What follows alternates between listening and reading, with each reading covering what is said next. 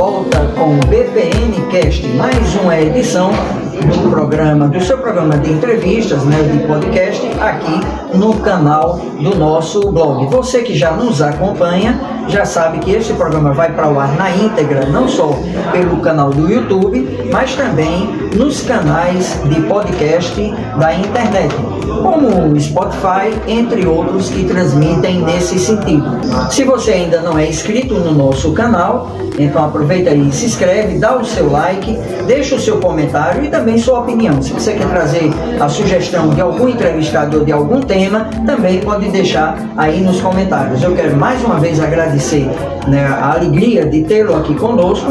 Se você puder já compartilhar aí nos grupos, né, e indicar esse programa de hoje para alguém que você conhece, eu também fico agradecido. O nosso blog você encontra também em outras redes sociais, como no Instagram, no Twitter, antigo Twitter, né, que agora é o X, o Threads, e também no Facebook. A gente agradece mais uma vez e conto com sua colaboração, né, com a sua audiência até o final. Ele que é herege, mas a gente vai entender também, né, o porquê, como é que pegou esse apelido, né, o que é que está por trás disso, qual a intenção. Ele também é muito conhecido nas redes sociais e sempre que se lança, né, a isso, a postar vídeos, os vídeos também sempre trazem uma boa audiência para o canal. Então, mais uma vez, seja muito bem-vindo, minha gratidão, né, por você ter aceitado esse nosso convite. Vamos conhecer um pouco mais sobre a sua história e também sobre aquilo que você pensa, né, não só em relação ao país, mas principalmente em relação a Caruaru, porque ele está como pré-candidato, mais uma vez, nas eleições desse ano. Dani Paulo, é um prazer imenso estar aqui, estou muito feliz, né? E a todo o seu público aí, só tenho a agradecer a Deus essa rica oportunidade. Pois bem, se você achava que esse programa não poderia acontecer, até porque muita gente já conhece a gente, né? Como é possível um só programa, no mesmo programa, estar um bolsonarista ou um lulista? Francisco de Assis, que é o seu primeiro nome, isso. Não é isso? Nos remete à memória de um santo, Isso. Que é da Itália. Inclusive, meu nome foi em homenagem a ele. Que fez voto de pobreza, isso. Né? Ele construiu toda uma história na Igreja Católica e fez um marco também, né? Porque a partir dele também nasceu depois a Ordem Franciscana. Mas em relação ao seu nome, foi ideia do seu pai, ideia da mãe? Meu pai. Como é que surgiu antes de falar do meu nome, eu só poderia... também fazer um preâmbulo político. Falar algo sobre isso, falando nisso, assim, não que eu não seja bolsonarista, eu sou bolsonarista, sou líder, sou patriota conservador. Porém, a minha diferença para os demais bolsonaristas é que eles idolatram a ponto de não ver os erros das próprias pessoas que nós defendemos. Ou seja, temos que ver o erro da direita e da esquerda. Defendo os posicionamentos corretos do ex-presidente, sendo bolsonarista, também o que ele faz de errado, com diversas alianças erradas que ele fez, eu também critico. Inclusive os partidos que ele passou, eu também critico muito, que foram erros dele. Recapitulando isso, vamos para a questão do meu nome. A origem, né? Foi isso. Ideia do seu pai, da mãe? Eu acho que muita gente... Meu pai é muito famoso, você sabe quem é meu pai. Meu pai é um pagador de promessa. Meu pai é o homem que mais andou no mundo com a cruz, inclusive ele está em promessa nesse momento. Ele foi para a Aparecida do Norte com a cruz nas costas. Desde de novo que ele faz essa penitência dele, e o nome dele está para entrar no livro dos recordes de tudo. Você já ouviu falar, Paulo, um cara que carrega uma cruz, daqui para Juazeiro, daqui para Aparecida? Não, veja bem, a memória, quando você fala nisso, eu só pensei no filme, né? O Pagador de Promessas. Pronto. É mais ou menos aquilo. Mas é um personagem real, no caso. Meu pai é um personagem real. Que E ele é natural de Caruaru? Ele é natural de Caruaru. Depois eu vou dar as redes sociais dele. Ele foi curado de uma doença, fez uma promessa, se curou e hoje ele paga essa promessa. Peregrinando em vários lugares. Em vários lugares do estado do Brasil. Próxima vez que ele vir por aqui, eu vou tentar trazê-lo para o público conhecer melhor, né? Hoje o filho, em breve o pai. E meu pai, ele era devoto de São Francisco de Assis. E eu sou do segundo ou terceiro casamento do meu pai. Ele sempre teve vontade de ter filho homem. E todas as filhas dele eram mulher. Quando ele teve um filho homem, ele fez a promessa para São Francisco. Você também é fruto de uma promessa. Eu sou fruto de uma promessa. Inclusive, em uma dessas caminhadas dele, ele roubou minha mãe da Bahia, de uma fazenda. Meu avô prometeu matá-lo. Ele fugiu com a minha mãe, né, nessa caminhada dele. se abrigou na cidade de São Francisco do Canindé, uma cidade também que é devota de São Francisco, e lá onde minha mãe ficou grávida de mim. Quer dizer que você é natural de... Eu sou natural daqui, mas na cidade de São Francisco do Canindé foi aonde minha mãe ficou grávida. Certo, e aí nesse percurso veio para cá e você já nasceu aqui? Já nasci aqui. Nasceu caruaruense. Então foi a promessa que meu pai fez. Inclusive... E ela permanece com ele hoje? Não, eles são mais de 20 anos separados. Minha mãe mora na Bahia, meu pai mora aqui.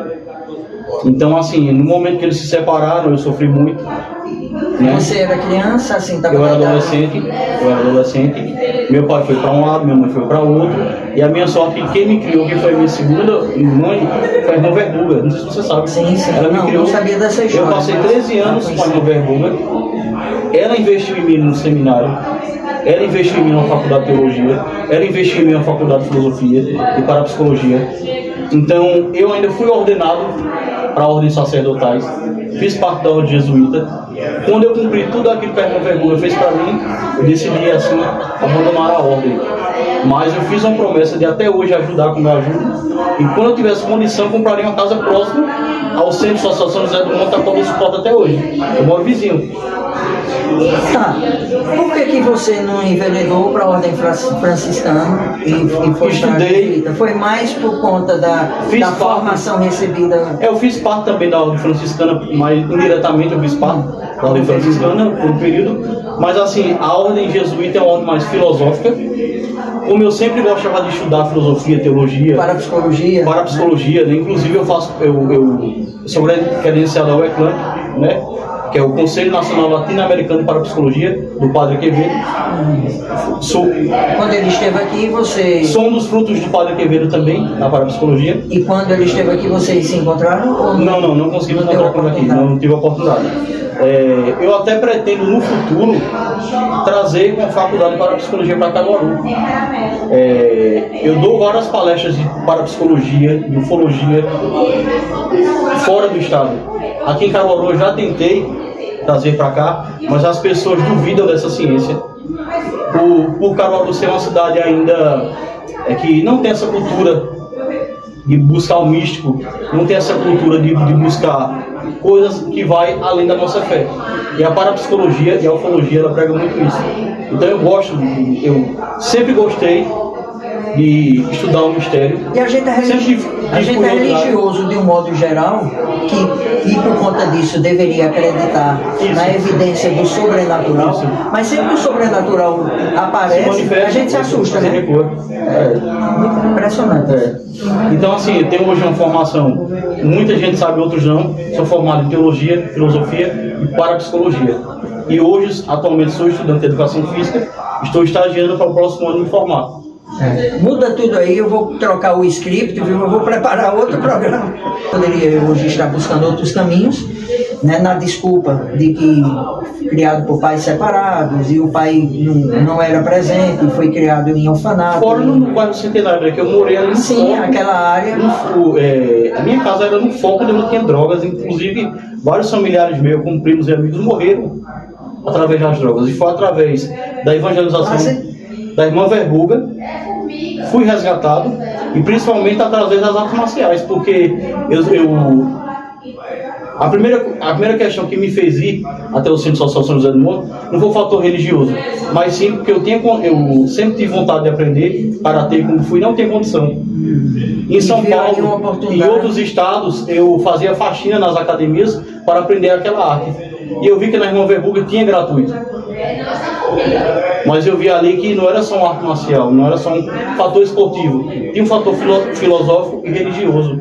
E foi dali onde eu gostei. Gostei muito do meu tempo que eu passei dentro da religião. Hoje não estou totalmente ligado à religião, mas indiretamente falando, estou ligado à religião porque eu pratico o evangelho, eu prego o evangelho, certo? Mesmo com essa conotação de as pessoas demonizam a palavra herege, a qual eu tenho muito orgulho desse termo. Por conta da origem terminológica da Isso, palavra. porque a questão, não sei se você sabe, Você sabe, o pessoal sabe quem foi o maior herege do mundo, o herege mais famoso que houve no mundo? Foi Yahushua, a qual vocês chamam de Jesus Cristo. Sim. Jesus Cristo. Yeshua, Yahushua. Dependendo da pronúncia. Isso. Ele foi o maior herege. Por que ele foi o maior herege? Porque ele foi contra as leis judaicas e as leis romanas. Tudo que as leis judaicas e romanas predestinavam para as pessoas cumprirem, ele fazia totalmente contrário. Herege significa, não é nem em hebraico, em aramaico significa aquele que questiona. Então Cristo questionou todas as leis judaicas e questionou as leis romanas também. Confrontou. Isso. Por isso que quando uma lei judaica disse que era para matar desobedeceu a mulher que era prostituta, ele foi lá e foi contra. Então existem várias leis judaicas que puniam com morte. Tinha sacrifício de animal e ele era tudo contra isso. Porque ele sempre foi um questionador. Então a palavra herege na realidade significa questionador. Agora no 3º século, foi no 4º século, a igreja demonizou a palavra herege. Por quê? Porque como várias missas e várias pregações eram todas feitas em latim, existiam vários padres, vários bispos, que eram teólogos, que eram filósofos, que eram parapsicólogos, começaram a traduzir as escrituras para a língua de cada povo e de cada região. Quando eles começaram a traduzir para a linguagem do povo, um pessoal que não entendia latim, entendia uma determinada língua, e ele traduziu, o clero naquele tempo, né, o clero naquele tempo, o Império Romano, não gostou, queimou todos eles em fogueiras como hereges. Hereges porque questionaram as leis do clero. Tanto quanto você citou o exemplo de Jesus, tanto quanto em determinadas situações ele era chamado também de beberrão, de comilão, porque ele participava das festas, estava sempre tomando vinho, comendo uma pessoa alegre e que se enturmava. A partir daí se relacionava e a partir do relacionamento, sim, havia sinais de transformações nas situações ou na vida das pessoas, né? Herege é uma coisa, agora proferir heresias é outra história. Aí eu pegar a palavra de Deus, deturbar, colocar ao meu bel prazer e querer pegar um texto isolado e aquele texto ali eu querer pegar coisas erradas minhas e querer me santificar. Isso é uma heresia. Entendeu? Heresia é uma coisa e herege é outra. Você está distorcendo. Isso, distorcendo. Pois bem, em relação à sua infância, à sua formação educacional, você já disse que teve uma influência muito grande, muito forte, da adolescência em diante, em relação à irmã Verbuga. Mas você chegou a fazer primário, conseguiu algumas escolas aqui na... Consegui, quando eu cheguei de São Paulo para cá, eu morei aqui, mas fui para São Paulo. Nasceu aqui e depois fui para São Paulo. Quando eu vim de São Paulo para cá, eu estudei no Colégio Guilherme Lira, estudei no Colégio Zé Leão, estudei no Colégio Dom Vital, a qual no Dom Vital eu estudei o meu 2º grau completo. No último ano, faltando 6 meses, aí o Colégio de Dimensão abriu vagas para bolsistas, para quem era atleta. Como eu estava competindo muito, então eu resolvi no meu último ano, nos 6 últimos meses do Dom Vital, eu fui para o Colégio de Dimensão. Porque eu ganhei uma bolsa lá de atleta, ganhei um patrocínio em campeonatos de luta e de artes marciais. Mas eu estudei sim. Foi mais ou menos esse período, na sua faixa etária, que você também passou a conhecer lá o Centro Irmão Verbuga? Não, isso foi muito antes do Centro da Bem antes? Foi bem antes. Então, é aí onde eu também queria chegar. Minha infância foi na Irmã Verbuga. Porque... Primeiro foi Irmã Verbuga, mas quando eu fui para Irmã Verbuga eu estudava no Guilherme Lira.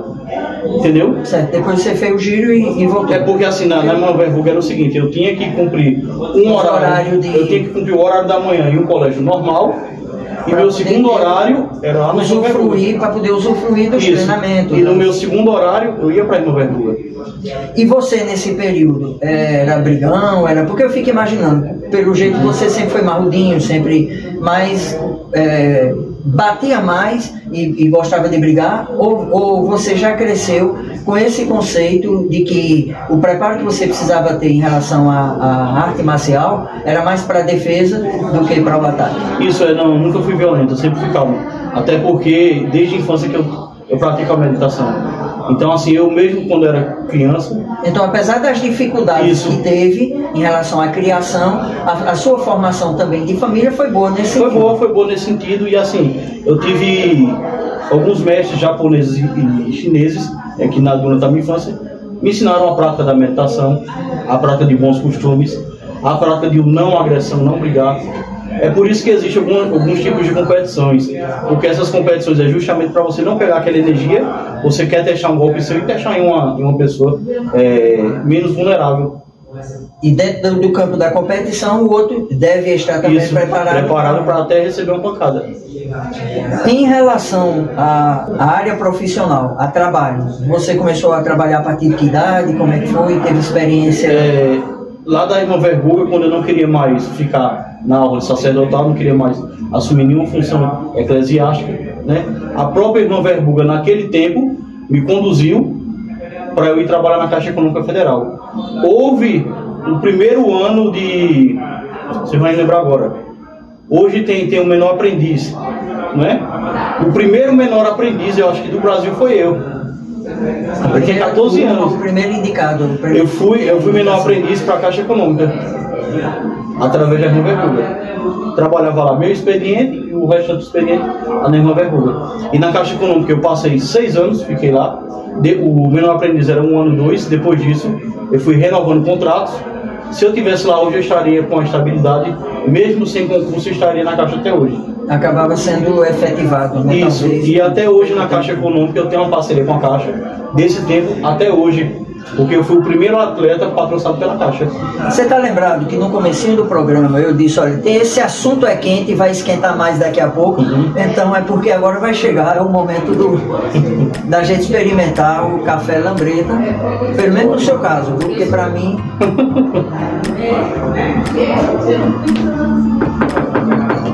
O Lambreta Café e Bistrô, que é esse lugar agradável onde a gente grava todas as semanas o podcast. Acho que você está conhecendo hoje, né? Primeiro. Estou conhecendo hoje e estou impressionado, estou admirado. Eu não sabia que tinha esse espaço, senão eu já teria vindo outras vezes para cá. Fique à vontade então para vir com a família ou com os amigos, né? E não só conhecer, como também desfrutar. Esse é o tradicional da casa. Que remete às raízes, né?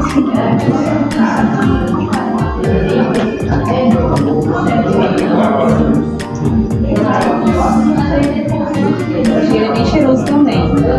O aroma já está bem.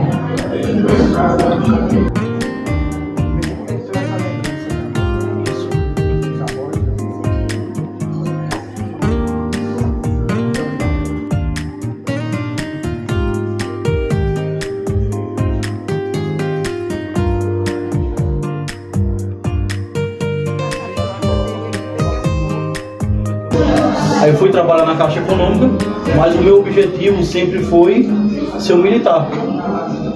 Entendeu? Então eu fiz um curso no Recife. Então você tinha essa vocação. Eu sempre tive a vocação, né? Sempre tive a vocação. Tanto que eu fiz alguns cursos no Colégio Militar do Recife. Antes de vir de São Paulo para cá, eu fiz parte do Colégio Militar de São Paulo. E assim, eu tive a oportunidade, né, de ter essa educação rígida com a Irmã Verbuga. Saí da Caixa Econômica por opção minha e fui selecionado para servir o Exército. Tá, então lá dentro você... Lá dentro eu tem até patente, tem... Isso, hoje eu estou na reserva como segundo sargento. Estou dentro como segundo sargento. Isso, estou no segundo sargento da reserva, fiz parte da tropa de elite das Forças Armadas do Exército Brasileiro. Isso é impressionante, porque veja, até isso legitima aquilo que a gente achava que era só um personagem, né? Na verdade não é. Inclusive, no primeiro ano que Lula foi presidente, só quem sabe isso é minha família e outras pessoas, mas eu fiz parte da segurança dele. Quando ele veio aqui? Quando ele veio aqui, antes dele vir aqui, eu fazia parte de um pelotão especial que fazia a segurança do presidente. Na inauguração ali pertinho da Fafica? Eu estava. Não é isso? Eu estou tentando puxar a memória. Eu estava do lado dele. Porque o batalhão de polícia do Exército é um batalhão, é uma tropa especializada. Ela faz a parte do Exército como parte de polícia, de policiamento. E todas essas autoridades, elas são guarnecidas por batalhões especiais, por tropas especiais do Exército. E você estava enquanto civil, não? Você estava fardado? Eu digo assim, porque você estava ali misturado. Não, eu estava de terno e gravata. Terno mesmo. Isso, mas eu já estava formado. Agindo como... Isso, porque do lado dele é isso. Isso. Depois desse período foi que veio a questão política. Aí depois desse período, meu sonho sempre foi ser oficial do Exército. Por questões políticas, eu não sei se vocês sabem, mas antes de Dilma entrar no poder, Nelson Lula entrar no poder, teve Fernando Henrique. Fernando Henrique deixou um rombo muito grande nas Forças Armadas, que isso aí o PT se manteve. Em parte foi corrigido, né? Quando ele entrou, ele fez investimento. Fez investimento, mas assim, reduziu os tempos de carreira, reduziu muita coisa, criaram novas leis que impedissem o progresso. Então eu fui prejudicado na minha carreira, fui para a reserva muito novo, era para mim ir para a reserva como oficial superior, não consegui. Exatamente nesse período. Nesse período, então foi daí quando eu comecei a ter um pouco assim de querer estudar política, saber o que realmente está acontecendo com as Forças Armadas. Porque não sei se você lembra, mas pela primeira vez na vida você poderia ver batalhões do Exército meio expediente, coisa que não existe. Como é que vai ter meu expediente e batalhões que faz a força de fronteira, que defende a nação? E Fernando Henrique justamente fez isso, e Dilma Rousseff manteve isso. Então foi daí que eu comecei a estudar política. Daí então o meu campo político era só nessa ideia de querer saber o que aconteceu. Eu não votava. Até então não tinha nem partido e nenhuma liderança. Não, nenhuma liderança. Se espelhar, né? Aí foi daí quando eu comecei a fazer vídeos. Eu já fazia vídeo para o YouTube. Eu fui o terceiro YouTube mais visualizado de Pernambuco. Eu tava Você reclamou que estava desde as 6 horas da manhã, sendo passado e está no Exército.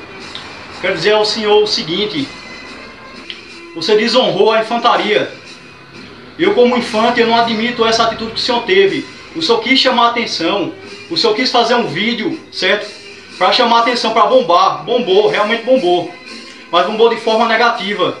Qual é o histórico que você vai deixar para seu filho? Você é um covarde? O senhor nunca vai ter oportunidade de participar de uma missão como essa aqui, ó. Teu sangue não é digno de tocar a lâmina dessa espada, seu cara de pau. Vou dizer a você que sofre isso aqui, ó. Isso aqui é pra tu, cara, olha. Vai ser tu, cara de pau. Eu estava em terceiro lugar, eu tinha quase 4 milhões de seguidores. Perdi o meu canal principal justamente por processo, porque o YouTube ele restringe muita coisa. Então quando eu vi, disse, poxa, já que eu tenho essa influência todinha em rede social, eu vou querer usar essa influência na rede social, politicamente falando. E rede social é complicado, porque para perder é ligeiro, agora para ganhar, até você provar que tem razão, para recuperar o canal, não consegue, né? Você basicamente tem que começar do zero. Então assim, como eu nunca tive papa na língua, sempre agreguei um público a mim, fiz vídeo, perdi canal, comecei. Então assim, eu tenho vários caminhos onde eu chego no topo, começo do zero. Chego no topo, perco, começo do zero. Eu não sou apegado nem aos méritos que eu tenho. Porque muitas pessoas, quando chegaram onde eu cheguei, deveriam permanecer ali. Né? Se policiar, eu não me policiei. Hoje em dia eu me policio mais. Tem um pouquinho mais. Eu me policio mais hoje porque eu estou casado, tenho um filho, na verdade eu tenho 2 filhos. Então assim, eu não quero mais estar tomando processo. Eu não quero estar me envolvendo em algumas tretas de internet para que isso não reflita nos meus filhos nem na minha esposa. Mas se eu tivesse solteiro, talvez eu estaria na mesma pegada. E tá, já que tu comentou sobre essa questão da família, a pessoa que você veio a conhecer, né, e veio a se relacionar, e que hoje, além de ser sua esposa, inclusive é mãe do seu filho, né, vocês mantém esse relacionamento, aí também foi, salvo engano, onde a gente passou a se aproximar mais. Foi. Porque mesmo que a gente se conhecesse assim, de ouvir falar, a gente tinha um elo de ligação familiar, pode-se dizer nesse sentido, que a gente não sabia, não é? Porque de minha parte era a sogra dele, que é Dona Cocina, a quem eu quero já deixar registrado aqui um abraço, não sei nem se ela vai assistir esse vídeo, possivelmente sim. Vai. Por conta dos irmãos dela, né? Do relacionamento que eu tive lá atrás no passado, numa história do mesmo jeito seu, não muito feliz, num ambiente de violência e de extrema pobreza, e também onde havia tráfico de drogas. Mas era um trabalho que a gente estava fazendo com o Movimento Sem Teto, né, em relação àquelas famílias, porque era um período que, salvo engano, Tony Gel era prefeito, e havia já naquela época, como ainda hoje está, essa questão da privatização. Os trilhos são privados, né? Não pertencem ao governo, eles têm um dono privado. Então qualquer construção que tivesse obstruindo os trilhos ou cobrindo os trilhos precisava ser retirado. E tinha uma comunidade naquela área, né, que é a área do Caique, que as casas eram construídas, os barcos construídos em cima dos trilhos, e então veio um pedido de despejo, né, de desocupação daquelas famílias, e a gente acompanhou todo esse processo, mas também fez um acompanhamento com aquela comunidade. E entre as pessoas que estavam ali, foi quando eu conheci, né, os irmãos da Elaine, possivelmente a Elaine também, mas eu não lembro muito dela. E posteriormente a gente veio, graças a Deus, a ter, né, essa relação mais fraterna ainda, e onde a gente teve a oportunidade até de confessar a admiração e a amizade, né, que a gente já tinha um pelo outro, apesar das divergências no campo ideológico, mas no calor humano, né, e no gesto, com a mesma família, de repente a gente foi colocado a passar a se conhecer, a conviver mais. Então conta um pouquinho aí agora da história de como você conheceu a Elaine, né, e do contexto da família também. Eu conheci a Elaine, eu já tinha um período que eu já estava na reserva do Exército. Quando eu entrei no período de reserva, não é? Eu vim lá muito instruído, eu já entrei lá com algumas instruções, saí com ótimas instruções de lá. Eu montei minha academia. Quando eu montei minha academia, no período que minha academia estava bombando, inclusive eu tenho academia no São Francisco, eu tenho academia também no Alto Moura, eu tinha 90 alunos. E a gente viajou para competir fora, para campeonatos. Conseguimos trazer 37 títulos para Caruaru, entre Karatê, Kung Fu. Dessas duas academias? Isso. Karatê, Kung Fu, musculação e levantamento de peso. Eu consegui trazer. Quando ela me conheceu através de vídeos, ela me seguia nos vídeos, nas redes sociais. Inclusive um vídeo que eu fiz. Fã. Eu fiz um vídeo criticando um determinado pastor que ela conhecia. Aí eu fiz um react desse pastor. O pastor fez um vídeo me detonando e eu fiz um vídeo reagindo ao vídeo dele. No caso, esse pastor, ele postou no Facebook dele, eu não vou nem citar o nome dele, mas ele é da Agrestina, ele é muito conhecido. Ele postou um vídeo na rede social dele, lá de Agrestina. Ele postou um vídeo onde uma pessoa entrou em uma igreja católica, quebrou a imagem de um santo. E ele falou que pouca gente tinha a coragem que aquele homem tinha, quebrar a imagem. Foi quando eu entrei ao vivo, nesse vídeo dele, e falei que ele, como cristão, como pastor, estaria errado, porque Cristo jamais fez aquilo. O local ali era da imagem católica. Uma coisa é você entrar num ambiente de outro. Ele entrou, esse cara que se diz ser evangélico, entrou nessa igreja católica, quebrou, e o pastor estava instigando as pessoas como aí ele era corajoso. Eu disse não. Estava errado porque estava divulgando, e além de estar errado por estar divulgando, é errado por estar incentivando. E foi onde eu entrei em debate com ele. Aí ele começou a dizer: você é contra porque você é herege, porque eu estou vendo aí que você é contra a religião. Começou já a querer me detonar. Foi onde a Elaine estava assistindo ao vivo também. Aí ela nos comentários começou a me defender. Começou a me defender, mandar coração para mim. Aí eu digo: poxa, essa pessoa aqui. Quando terminou essa live que eu participei com ele, eu vi que ela era solteira e tal. Interessante. Estou solteiro também. Aí adicionei ela. Nesse mesmo dia começamos a conversar, né? Eu já estava conversando com ela com segundas intenções, porque eu achei ela uma pessoa interessante. por me defender, porque até então nunca vi ninguém me defender em rede social, só metendo pau. Não. Se essa pessoa está me defendendo, futuramente pode ser alguém que possa ter um laço familiar comigo. É uma pessoa assim que eu estou precisando na minha vida. E foi isso aí, certo? Foram se conhecendo e cresceu a... Isso. Aí, fruto dessa relação hoje tem um filho. Não, o nome. Isamu. Isamu.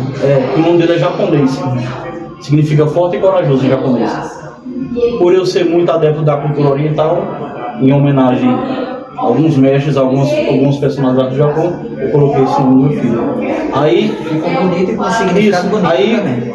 Profissionalmente falando também, quando eu entrei para a reserva, que a academia estava com a academia, estava tudo bem, comecei a utilizar minha influência em rede social para o lado político. Foi onde começou a vir processos. Aí veio a pandemia, minha academia faliu. Aí eu comecei a prestar serviço em operadoras de telecomunicação, porque eu também sou técnico informático, eu esqueci de falar para vocês aqui no início. Então eu prestei serviço aqui, a Vivo, no tempo a Vivo, que era a GVT, né? Prestei serviço a Vivo, a GVT, a Claro e a TIM.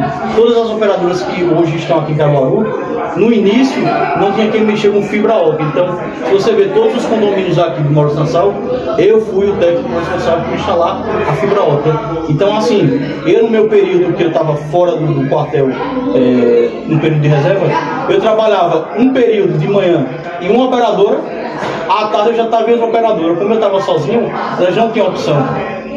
Porque as operadoras geralmente traziam... A carência de ter um profissional... Traziam equipes de Fortaleza, traziam equipes do Recife. Como tinha eu aqui, eu especializei uma equipe comigo, eu tinha uma equipe de 10, 12 pessoas.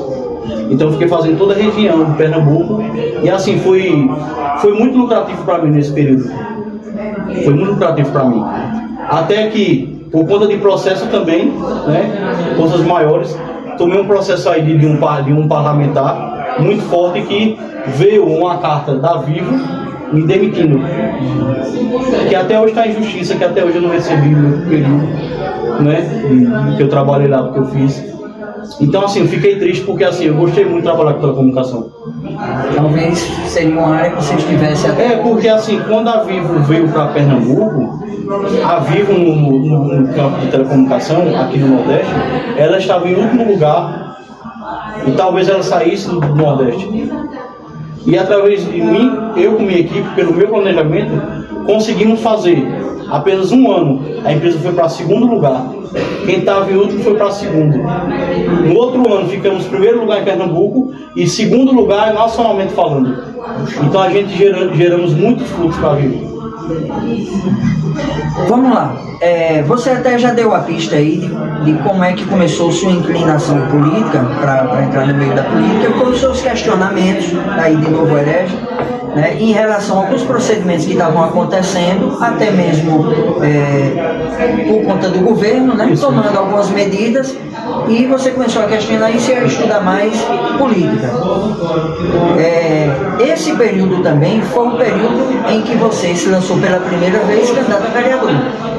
Não é isso? Não, eu já me lancei candidato a vereador, foi na última campanha só.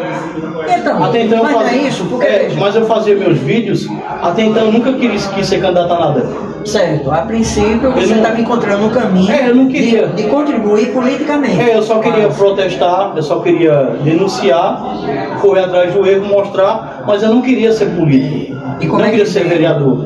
Aí eu não sei se você lembra, mas o disco de denúncia estava para sair, eu acho que foi em 2018, ou foi 2018, eu não lembro o ano, ou foi 2020 ou 2018, não lembro o ano. O disco de denúncia ia sair de Caruaru. Não sei se você lembra disso. Sim. Houve uma reunião dentro da Câmara de Vereadores para não tirarem. Eu fiz parte dessa reunião, né? Eu fiz parte de tudo que aconteceu. Nesse período que eu estava fazendo parte disso, como politicamente eu estava fazendo muito vídeo, eu fui convidado, fiz parte, infelizmente é um lado negativo que eu tenho, fiz parte do MBL, não sei se você lembra. Sim, né? Sim.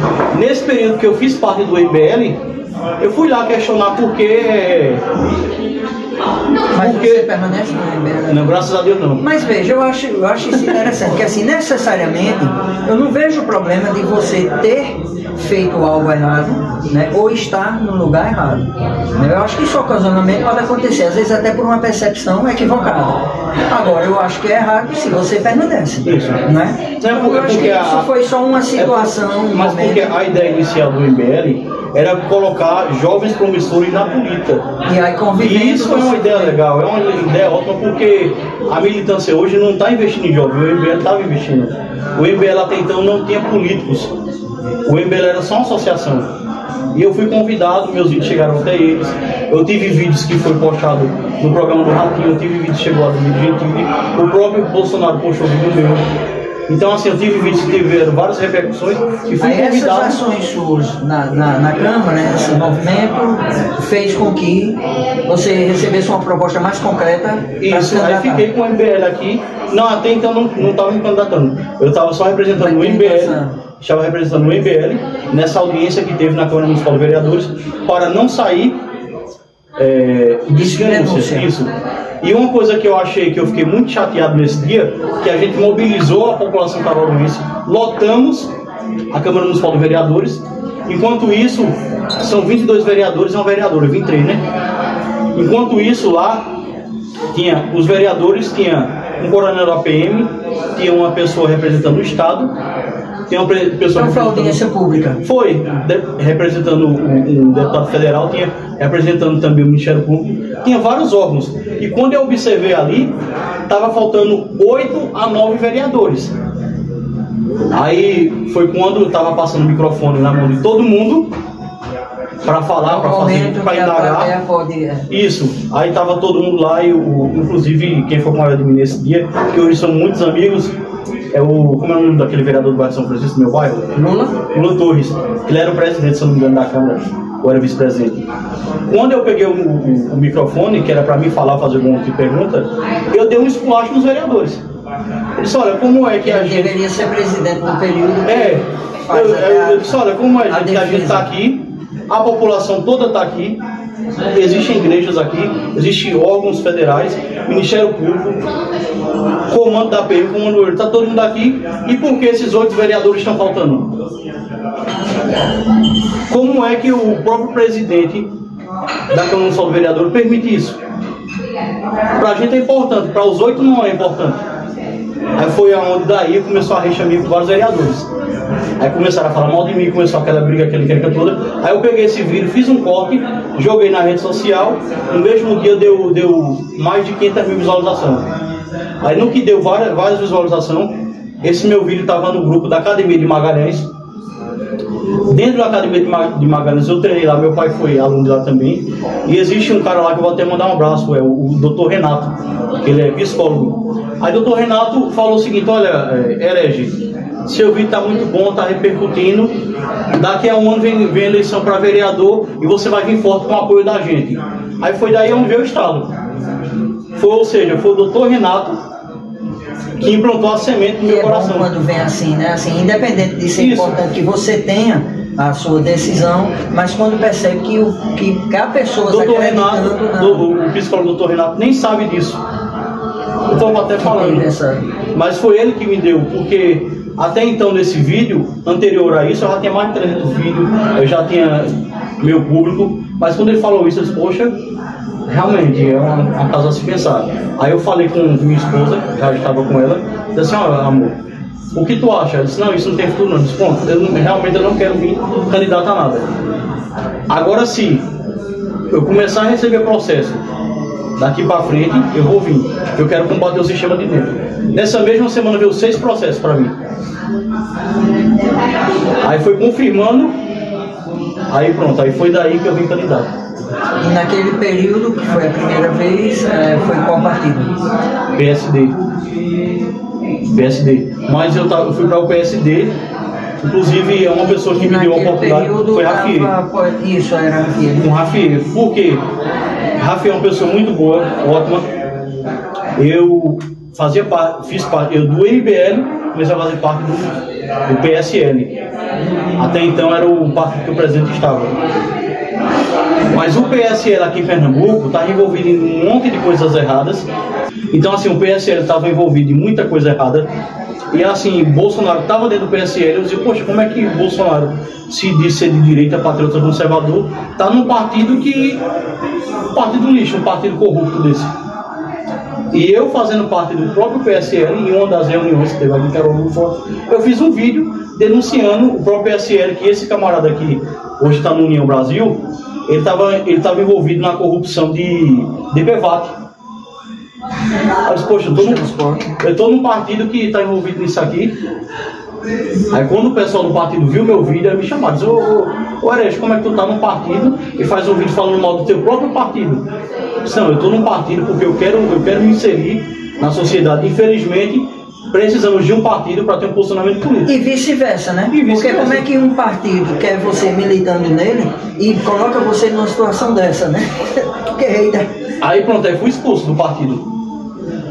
Foi quando houve a oportunidade. Quando eu fui expulso do PSL, a direção, que eu não quero citar o nome desse pessoal do PSL, que já envolvido aqui, foram em todos os outros partidos fechar a porta, falar que não era para me aceitar e tal, tal. Nenhum partido me aceitou. E uma dessas reuniões que eles falaram que não era para me aceitar, Rafael estava em uma delas. Aí Rafael já me conhecia de vídeo, não me conhecia pessoalmente. Quando ele entrou em contato comigo, disse, olha, está acontecendo uma coisa muito errada com você e independente do seu posicionamento político, que eu não concordo com muita coisa, mas eu quero você do meu lado. Então foi Rafael que me lançou a candidata. A segunda pessoa importante aí nessa história, né? Isso. O Renato e o Rafael. Curiosamente, isso. Com a mesma letra R. Entendeu? Então, assim, graças a Rafael eu fui lançado candidato, fui testado, sem recurso nenhum, né? Tive 227 votos. Eu não ia dizer com certeza, mas eu vou trocar por... Tenho a impressão de que, do mesmo jeito que certas pessoas foram nos partidos fechar as portas, essas pessoas também foram nas comunidades bloquear o seu acesso, né? Ou falar mal. Isso, aí eu comecei descredenciar. Meus vídeos tiveram restrição. Vídeo que teria 100 mil visualizações, 200 mil, começou a cair para 1000, para 10 mil. Começou a vir outros processos, começou a cair página minha. Então, assim, eu tive eu sofri muito em rede social. Então, como é que está a sua preparação para as eleições desse ano? Qual é o partido que você está... Eu desde já agradeço ao Anderson Corrêa. Anderson Corrêa me convidou para o PP, fazer parte do PP. Quando soube que no PL, que era para me deixar no PL, quando soube que no PL... Porque no PSD... Quando você saiu, já foi para o PL? Não, do PSD. Ficou um período... Eu fiquei no PSD, certo? Até a campanha passada. E então, terminou a campanha passada, depois... eu não saí. Eu não saí para não ter compromisso com o partido, nem o partido ter nada comigo. Aí veio a campanha de deputado estadual. Aí eu entrei no PTB, o Padre Kelmo. Certo. Vim candidato a deputado estadual pelo PTB. É bom quando se diz o nome, porque o nome inclusive puxa para a linha, né? Isso. É a linha do PTB dele. Isso. Aí eu estava com o Padre Kelmo, para vir candidato. E apoiando quem aqui? Ou não se envolveu tanto para estadual, federal? Não, para estadual era o candidato. Você se lançou candidato estadual? Eu me lancei candidato federal. A estadual que deu. E fez a dobradinha com o federal? Eu não fiz porque quem era o presidente era o pastor Wellington, era candidato a governador. Então, assim, veio o recurso do fundo partidário. Na prestação de conta do PTB, teve um monte de coisas erradas. Outros candidatos já aqui, de Caruaru e de Pernambuco, que não gostavam do meu tipo de vídeo de denúncia, começaram a encontrar brechas na justiça para estar me denunciando para que invalidasse a minha campanha. Então, assim, eu não vim, eu não sei se você sabe disso, mas eu não consegui manter. Na última semana foi derrubada a minha candidatura. Na última semana foi derrubada pelo próprio partido. Foi o próprio partido derrubou. Mas em virtude que eu não vim, não se elegeu vereador de Caruaru Eric Lessa, José Queiroz. Os deputados estaduais de Caruaru, nenhum ganhou. Nenhum ganhou em virtude dos vídeos que eu vi. Nem estadual, nem federal, com exceção... Isso, com exceção dela, mas ela entrou de primeira. Mas antes dela, sim, quem já estava lá isso. Mantendo, tendo. Mas tipo assim, não teve reeleição para estadual. E a forma deles não conseguirem se reeleger, 90% foi em virtude dos meus vídeos. Então tipo assim, eu não entrei. Aí nesse período agora, você está no PP? Estou no PP, antes o Correia, a qual eu desejo um grande abraço aqui, me convidou. Eu aproveito e mando também o meu. Me convidou para fazer parte do PP. Quando ele me convidou, eu disse, olha, eu quero saber o seguinte, de vem ou venho, a convenção vai ser dia 5 agora eu quero saber o seguinte, você vai estar apoiando o Rodrigo Pinheiro, porque eu tive a proposta de outros partidos também, mas esses partidos não estavam fechados com o Rodrigo Pinheiro, e para mim, eu queria um partido que tivesse apoio do Rodrigo Pinheiro. Olha aí, de novo o R na história dele, né? O terceiro R. Queria um partido que apoiasse o Rodrigo Pinheiro, por tudo que eu estou vendo ele fazendo aí. E outras coisas que ele fez também por mim, pessoalmente. Porque na realidade o Rodrigo Pinheiro era um cara para dar as costas para mim. Era para ele dar as costas para mim, pelos vídeos que eu fiz contra a Raquel Leira, da gestão dele, metendo pau. E ele, quando ele assumiu a prefeitura, a primeira coisa que o Rodrigo Pinheiro fez foi conseguir meu contato, entrou em contato comigo e falou assim... Ele mesmo fez o gesto. Ô Herégio, quando você foi em alguma comunidade que vê uma rua sem saneamento, vê um problema, faça seu vídeo, esse é meu telefone pessoal, mostre a mim o problema e vamos ter uma solução juntos. E depois você pode até fazer um vídeo dando método, beleza. Então assim, ele fez essa parceria que eu gostei muito. Bom. Até então estava acostumado a receber processos de políticos. 18. E o Rodrigo Pinheiro vinha me procurar e fazer essa proposta, para mim foi ótimo. Minha esposa foi ter menina aqui na maternidade, meu filho com 7 meses, na barriga, ela teve 2 eclâmpsias aqui, 2 eclâmpsias, ia morrer ela e o menino. Era um menino, eu fico até querendo um pouco emocionado. E no momento que eu mais precisei, o que aconteceu? O Rodrigo me estendeu a mão, fomos levados ao Recife, e hoje está aí minha esposa sem salvo, meu filho com 11 meses, eu tive todo o suporte. Então eu tenho que estar com uma pessoa dessa. Mesmo que eu tivesse no PL hoje, no partido de Bolsonaro, eu tivesse no PL que era para me instalar, eu falei, eu vou estar nesse partido, mas para prefeito eu vou apoiar o Rodrigo, mesmo sendo contra. Nessa de mandar um abraço, meu abraço também aí para o prefeitão, né? Inclusive, eu vou querer estar empenhado 100% na reeleição dele, muito mais do que na minha própria candidatura, porque eu acho que ele merece. Tá. Vamos imaginar que dia 1 de janeiro de 2025, né, esteja lá tanto o Rodrigo mantendo a cadeira no executivo, e você também consiga chegar lá na cadeira legislativa. O que eu quero imaginar é o seguinte: você chegando lá, o que você faria diferente? O que é que você aponta que seria interessante, que falta melhor ainda na cidade? Embora que a gente entenda, né, eu entendo assim, né, que o prefeito ele já tem sido sensível e tem avançado muito, inclusive em áreas que muita gente desconhece, que é a periferia, né, quem acompanha um pouco, se não tudo, porque não dá para fazer tudo, nenhuma gestão fez, não era essa que ia fazer, mas mesmo assim, quais são os pontos que você, numa possível chegada sua à Câmara, e você dizer, Paulo, eu ia trabalhar mais nisso aqui, tem determinada área que eu acho que precisa avançar, tal problema, eu acho que precisa de mais atenção, como é que seria um mandato seu? A primeira coisa que eu faria é o que toda pessoa nacionalista de direita faz, é o que todo político fora do estado de Pernambuco faz, que Pernambuco não faz. Quando é que o político torna-se ser bom para as pessoas? Quando reduz gastos, quando reduz impostos. Então essa farra aí que eu vejo hoje, um vereador fora o salário dele, que é altíssimo, equipara um deputado estadual aqui em Caruaru, junto com a assessoria que ele tem. Então é quase outro salário em cima. A primeira coisa que eu faria era redução salarial. Uma proposta de redução salarial, de reduzir, certo? E tirar certas regalias. E quando se tira-se isso do poder político, a população sofrerá menos. Concorda comigo, Paulo?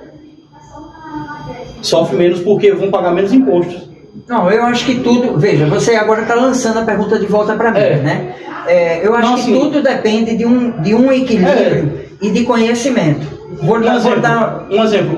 Tirando alguns regalias de vereadores, esse montante de recurso não poderia ser empregado em creches, em escolas? É nisso que eu estou falando? Pode, certo, mas vamos lá. Vamos botar outra regalia aí. Regalia para os artistas que vêm tocar e cantar no São João. Isso é um os grupos de teatro, os grupos de dança. Absurdo. Pois é, em vez de estar investindo esses dinheiro nesses artistas que cantam, que tocam e que... Não era melhor estar investindo em educação e saúde? Positivo. Né? Chegou onde eu quero. Pronto, mas veja, chegou onde eu quero. Certo, mas aí você está priorizando a educação e saúde e outras áreas não segurança, pode priorizar, segurança também. Segurança educação, vai priorizar. Saúde e segurança educação. E infraestrutura. Infraestrutura também. Infraestrutura. Segurança, saúde, educação e infraestrutura. Nisso aqui, você não acha que até mesmo não poderia se envolver a questão do progresso para a rede hoteleira, para os comerciantes, para quem tem pequenos e grandes negócios, mais incentivo para eles? Positivo. Você não acha que esses eventos, quando acontecem, que atraem mais artistas, pessoas de renome, e que movimentam a cidade? A prioridade do recurso teria que ser para nós. Para nós quem? A classe popular que eu digo os artistas locais. Sim, mas fazendo a rede hoteleira local. Fazendo essa redistribuição, não movimenta tudo? Não movimenta o comércio? Não movimenta certeza. Eu acho que assim, onde eu concordo com você é identificar o que seria regalia e o que seria excesso. Talvez eu me expliquei errado. Então, nesse ponto aí. Por que eu digo isso? Porque como eu já caminhei, né, na Câmara Municipal, eu tinha um pensamento, mesmo me considerando já uma pessoa politizada, bem relacionada com o movimento social, eu tinha uma orientação, uma informação que a maioria das pessoas tem, que é que o vereador, como você diz, vereador ganha muito, vereador não faz nada, vereador não vai lá, mostre um que faça alguma coisa. Na realidade, quando a gente passa a conhecer, e eu sei que você passou a caminhar mais lá, você vê que não é bem assim, né? E que também, às vezes, o fato de você ganhar... A regalia que eu diminuiria seria na questão do auxílio combustível e do auxílio refeição. Pronto, né? De repente você... Esses auxílios poderiam ser, né? Entendeu? Concordo, né? Aí a gente tá chegando num é isso que eu tô falando. Que eu vou novamente apertar sua mão, né? É isso que eu tô falando. Ter cuidado só de identificar o que seria exagero. Por exemplo, o pagamento desses artistas. Eu entendo que o salário dos artistas aqui de Caruaru precisa melhorar, o cachê. Mas também não posso deixar de considerar, para não ser injusto, que foi esse prefeito atual que conseguiu dar uma margem, né, de primeiro, eu acho que foi 20%, depois 30% e depois, para completar 50%, que nunca tinha sido feito, né? Há muitos anos que não tinha sido feito. Não estou dizendo que os outros não fizeram outras coisas, que cada gestor dá a sua contribuição. Mas a gente está pontuando essa questão do cachê dos artistas. Melhorou. Agora, também precisa entender que um show que é de um artista lá de fora, que tem uma estrutura de luz, de som, de iluminação, de bailarino, ele realmente tem um custo maior. Claro que às vezes esse custo também é exorbitante, deveria ter um limite. E também deveria ter, que eu penso que a gente também vai estar em acordo com isso, deveria ter de forma muito clara até onde está entrando verba do município e até onde está entrando verba do privado, né? É como se fosse assim, só a gente vai trazer a LOC, traz, porque inclusive eu não só gosto de LOC, como gosto muito, inclusive passei a gostar mais ainda quando eu descobri que um pastor que eu também gosto demais é muito amigo dele. Aí o que reverte para... Pronto, aí eu não quero trazer a LOC, traga, vai lotar, vai dar movimento na cidade, vai. Mas esse investimento, tem quanto do município ali? Não, ou não tem nada, ou tem pouco. Por quê? Aí sim a gente não conta. A verba do governo, ela seria destinada mais para a saúde, para a educação, então para o próprio artista local. Pronto, eu entrei nesse âmbito, falo de regalia, mas não seria o meu fator principal, porque a regalia, eu acredito que eu, como uma pessoa nacionalista de direita, estaria fazendo nada mais que uma obrigação, combater regalias. Mas assim, como vereador, né, e como educador físico, né, que é o próximo formato, eu gostaria assim de implantar, assim como as artes marciais me resgataram da favela, me resgatou das drogas, né? Eu queria ser um vereador voltado para os esportes. voltado para competições essas, não competições para um machucar o outro, mas competições para as comunidades interagir, competições para que as pessoas tenham um incentivo financeiro para bancar o seu esporte, entendeu? Um incentivo, existe muitos professores de artes marciais que não têm apoio, quase algum, eu conheço vários. Caruaru hoje, todos os anos em Caruaru, muito mais do que o Recife, que é capital, e muito mais que João Pessoa, Caruaru forma vários personagens, eu acho que o dobro de outros locais, e esses personagens, trainer, estão sendo desperdiçados aqui em Caruaru, porque não está tendo campo para eles. Um personal que se forma com a mentalidade da aula na academia de terceiro, é bom, por um certo período é bom. É bom por ele num certo período. Mas ele tem que... Não é o ideal. Não, ele tem que trabalhar na academia dando aula, beleza. Ele tem que ter um tatame dele, ele tem que ter uma academia também para ele. Ele tem que ter o espaço dele também. Então assim, ele tem que contribuir não só com a academia que ele vai ser contratado, mas também desenvolver um papel na sociedade, em escolas, em creches, em projetos sociais. Temos aí uma excelente via parque aí que poderia contratar aí vários estagiários de educação física, não é? Está dinamizando mais. Porque, bom, eu mesmo estou no período, eu estou estagiando. O estágio é obrigatório. Tem instituições que dão uma ajuda de custo, que pagam o estágio. Como você é obrigado a estagiar, eles não estão nem aí se vai dar ajuda de custo ou não, é obrigado para você ter o diploma. Mas por que não um incentivo para essas pessoas? Muita gente que estuda comigo é de outras cidades, é de zona rural e não tem nem condição. Tem pessoas de Toritama, de Santa Cruz, que passam de costurando. Para que não dá um incentivo a essa pessoa para, no estágio dele, ele receber um percentual? Tanto a sociedade vai se beneficiar, como o profissional que vai ter uma atuação e vai pegar a experiência. Então, assim, educação física e arte marcial não é só competição, é qualidade de vida. Eu tiro por mim, eu tiro por meu pai. Eu venho de uma família onde as pessoas duram mais de 100 anos. Eu vou mostrar aqui depois uma foto do meu pai. Não, você inclusive já está vendo aí, porque a gente está mostrando quando está conversando. Com 82 anos de idade, a saúde que ele tem. Então eu tenho parentes que morreu com 111 anos, com 115 anos. Tudo por conta não só da genética, mas sim por conta de deixaram de comer besteira e todos treinaram, tiveram atividade. Ou seja, qualidade de vida. A partir do momento que você faz musculação, você puxa ferro, você está combatendo 80 tipos de doenças sem saber. O próprio organismo recebe esse... A arte marcial, além de você ter vários benefícios fisicamente na questão de defesa pessoal, tem a questão mental também. Quantas pessoas eu não conheço hoje que foram recuperadas das drogas, que participaram de projetos, inclusive foram internadas, né? Que tem muita química no corpo, não foram recuperadas, né? Não conseguiram ser recuperadas, mas através do karatê, do kung fu, do jiu-jitsu, do boxe, conseguiram ser recuperadas. Então essa vai ser minha proposta principal, um vereador voltado para a área esportiva. Mas a área esportiva não quer dizer só competição, mas sim resgatar os jovens, resgatar os adultos que estão sedentários, profissionais que estão os profissionais, e dar qualidade de vida aos idosos da terceira idade. Muito bem. Então essa é uma boa proposta que eu tenho. Estamos chegando já na reta final, só para lembrar mais uma vez, né, tudo isso aqui é possível acontecer num ambiente acolhedor, um café, um chá gostoso, entre outras coisas mais que você vindo para cá, você vai conhecer com seu amigo, sua família, com quem você quiser. O Lambreta Café e Bistrô. Então, se você ainda não vem aqui pertinho da estação ferroviária, no Instagram também você já está dando uma olhada aqui.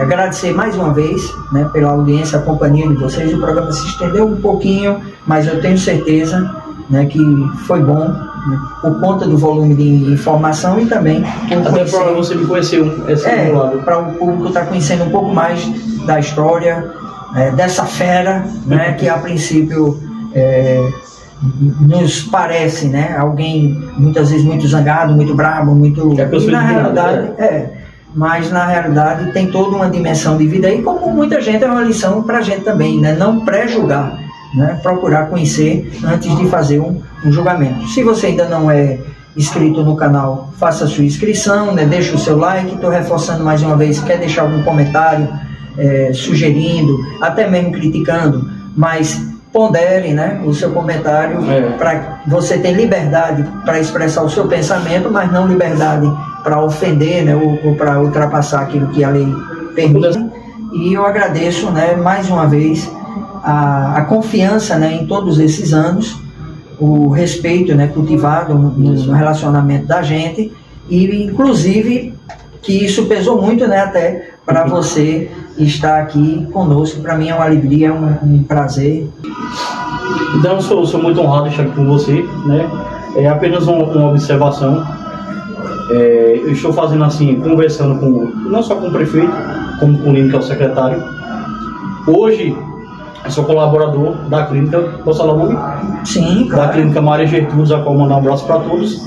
E assim, não adiantando o assunto, mas já entramos aí entre a clínica e a prefeitura, para aquela praça ali, a Praça de Areia.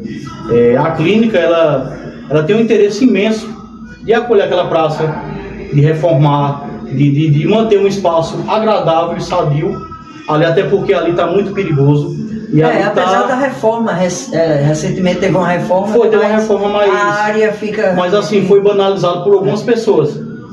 E assim, seria interessante algumas instituições que fossem próximo dessas praças adotar a praça, né? Adotar.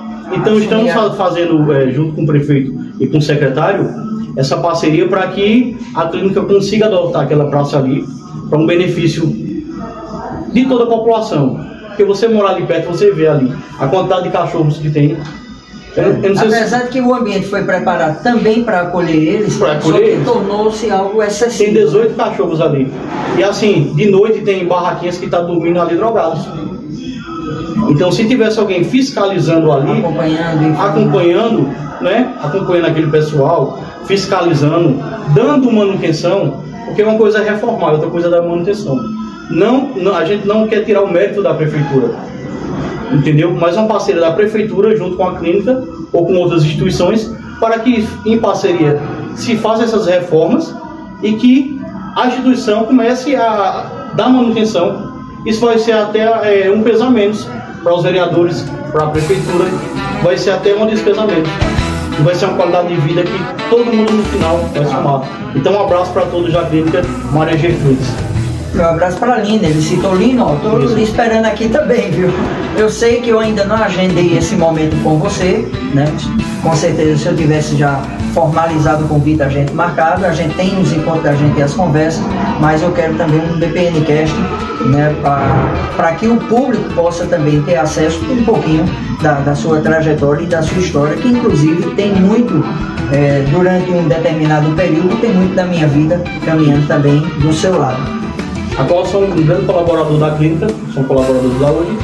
Não sei se vou permanecer na da questão política, mas eu quero deixar frutos por onde eu passo.